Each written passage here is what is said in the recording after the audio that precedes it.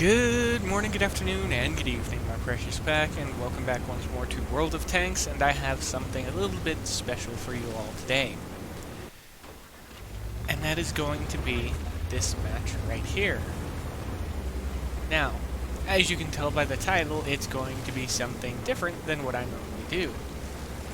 And to say that I got around in this match would be a gross understatement. I went anywhere and everywhere where I was allowed to, and even places where I wasn't allowed to because I didn't want to just sit around and wait. And it paid off, as you're going to see. Now, the missions I completed, they're not that difficult, so this isn't really about the campaign missions, it's more about how I get there. Now, it's an all tier 10 game, and this is what makes it all the more enjoyable for me. 2, I don't carry premium rounds, so if it's a decent damage game, 4,000 plus, it's going to be interesting for me. But it gets even better because the more I look at it and the more I watch this video back, the more I'm amused by just how it plays out. Now, RNG hasn't been too favorable to me lately, but this one match, it seems like every single star aligned to guide each and every round to the intended target. So the enemy's tanks, they never stood a chance, really.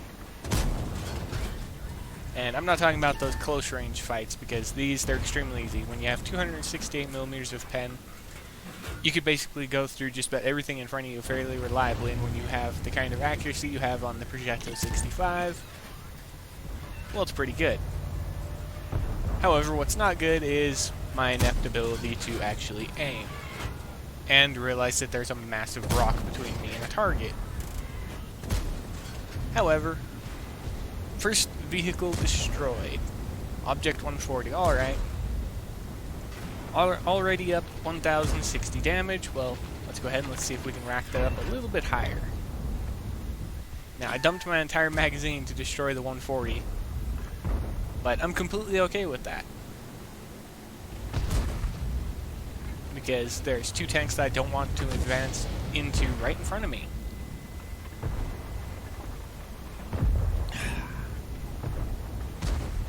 So, what am I going to do? Well, I could flank, I could move about, I could try and find the artillery, I could do any number of things here. But I don't do any of those. As a matter of fact, I just sit around right here and wait. I wait for them to make the first mistake, and then I take an advantage. Now, I just sit around and I wait. This is exactly what I do for the next 30 or so seconds. And I see the LT in the back hunting their artillery, so I figure, well, we can bring the gun to bear on that target, and hopefully they'll pop out in the open and I can crack their turret. Now, again, that was just hoping.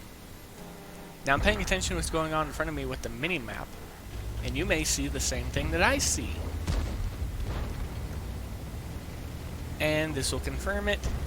The FV turned their back to us, and they're within magazine potential.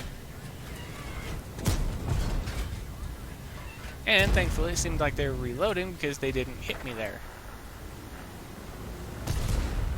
Double. Okay, I'll take it. 2,000 damage now. And we're just getting started. And it seems like the team's winning at the moment, doesn't it? Yeah, it looks like we actually have a healthy lead. So, where to next? Well, I don't want to go where that T100 LT was just at, because I know for a fact the artillery's looking at them. So, if I intend on being over here, I need to get in and back out. Nice. SGRV showed the side of the tank.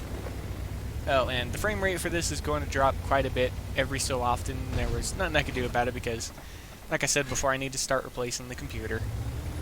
So, every single view, I'll be putting the ad revenue and stuff like that towards it. But at the moment, right now, I have a choice. I can go back to the base and help defend because the entire left flank is gone.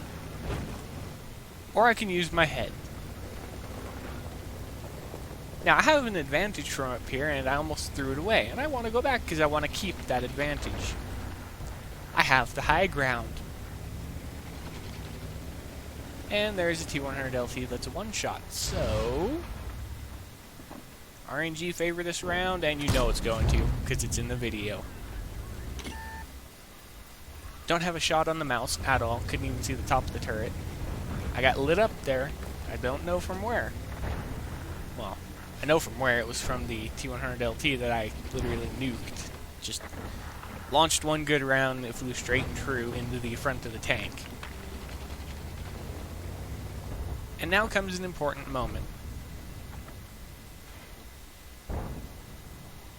I'm pretty sure that they know that I'm up here.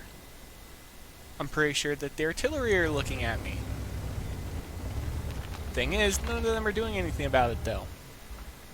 Now that looks like a nice tank, and they moved behind the bushes, but I got lit up anyways, so. Try and hide and not be destroyed, but you know what? RNG allows that one to break their tracking. Well, their repair kit was on cooldown, so that's the only thing I figured. 3,553 damage. Not bad, but we're not done yet. We still have a very healthy mouse to get in to a brawl with and see what we can do. We need to go ahead and we need to break the mouse, and I'm still at full health, so I could do something about that. And right now, my team has a tank advantage. We have a tank destroyer, a medium tank, myself, and a heavy tank. They have 2 heavy tanks and 2 artillery pieces. Our team, 1 artillery piece. So, what exactly can I do in this situation? Well, the mouse just took out the Gorilla 15, so let's see if we can find the mouse and start picking them apart.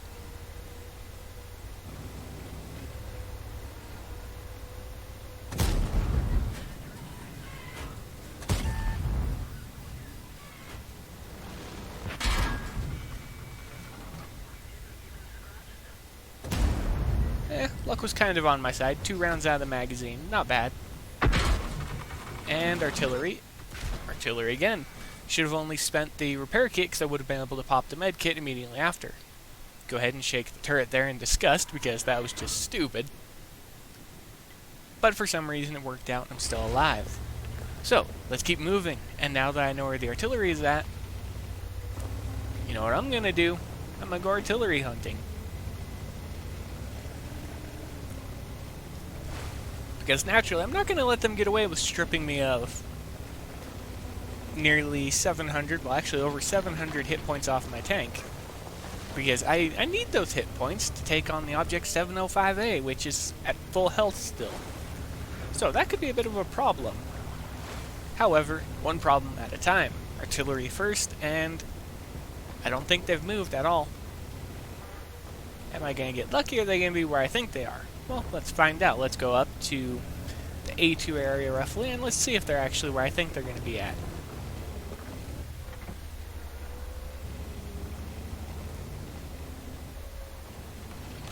And come on, move a little bit faster.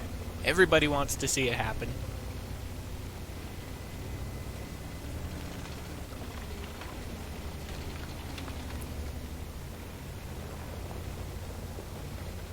Making sure that none of them moved. But you know what? Neither of them did, and look at that, they're just sitting so comfy right next to each other. The T-92, they literally weren't paying attention, they had no idea what was going on. But the Conqueror, they realized what was happening almost immediately, and they tried reacting to it. Now, we're not quite done yet, now are we? Because we still have an object to deal with, and that object could be a very dangerous threat, so how are we going to approach what could be the most potentially dangerous tank on their team? To me, that is potentially a one-shot if they high roll. The T-57 Heavy, which is a one-shot no matter what. Artillery, which is a one-shot again. So we have 3 tanks that they could destroy in one shot apiece. Now, I have a magazine, so if I don't get knocked out instantly, I'll be able to dump the entire magazine, potentially giving the T-57 Heavy a chance to take the target out. Or I could do something else. The thing was still at full health. I don't want to risk it. So, what can I do in this situation? Well, to put it simply, I can start taking the base. Now, as the title of the video states, I've been everywhere. I've seen everything. I've done everything. Damage? Check. Vehicle destructions? Check. Well, in this case, the tanks and their artillery pieces. So the only thing I need to complete the circle is to capture the base. You know what? I'm completely okay with that, because I don't want to risk losing this match after the string of bad luck I've had with the matches as of lately, so if I can get an easy win in the form of a capture after a match like this, oh, you bet I'm going to take it. Now it's just a matter of, where's the object 705A going to show up at?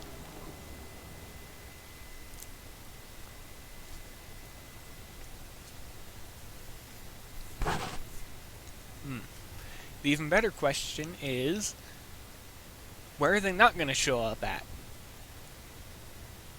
They're not on the hill because the T-57 Heavy is actually seizing the hill right now, to my right. Artillery is in a position of fire support on my location, so it's going to be a matter of where they're going to show up at. Because if they pop up to my right in the ditch, well, they're going to get a free shot into me, but the T-57 Heavy will be able to pick them apart because they have no cover. Alternatively, if they show up somewhere on my left, the situation will still be similar because I'll have artillery support while the T-57 Heavy has a chance to reposition. But again, what's it going to be? Where are they going to show up at? What are they going to be doing while I'm doing this? Well, that answers that question, and would you look at that? Now, I want the invader medal. So, instead of just gun-hoing it into the enemy tank and trying to fight them off, I decide here that I wanted to capture the base, and then the time after the base is captured, I want to try and poke them a few times, get some damage. So, I need the cap to be at 100%, deal the final bit of damage, and that's it. The match is concluded, just like that. Hope you enjoyed the video, everybody. Be safe out there in my pack, happy hunting, and as always, I'll see you later.